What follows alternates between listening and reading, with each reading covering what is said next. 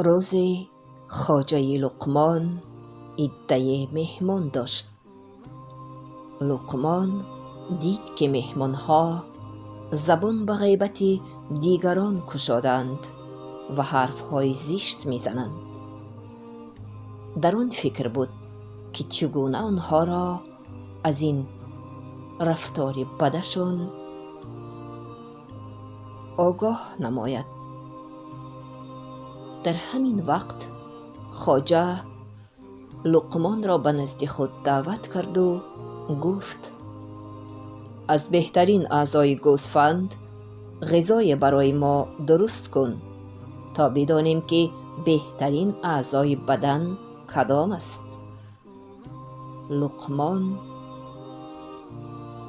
در ساعت دست و آستین برزد و از دل و زبان گوسفند برایشان غذای درست کرد. ارباب و مهمانانش غذا را خوردند و به او آفرین گفتند.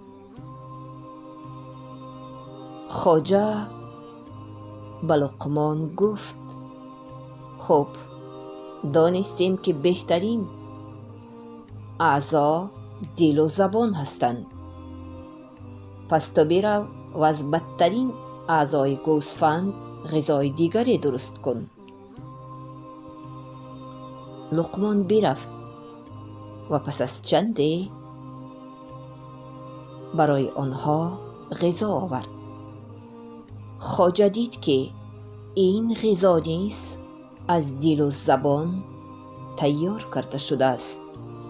به تعجب افتاد و پرسید: چگونه ممکن است که دل و زبان هم بهترین و هم بدترین اعضای بدن باشند؟ لقمان پاسخ داد: خواجه، اگر انسان کینه دیگران را به دل نگیرد و با زبان سخنان خوب بگوید، این دو عضو بهترین اعضای بدن هستند. اما اگر آدم نیت بد در دل داشته باشد و به زبان حرفهای بیهوده بزند و دل دیگران را بیازارد، دل و زبان او بدترین اعضایش هستند.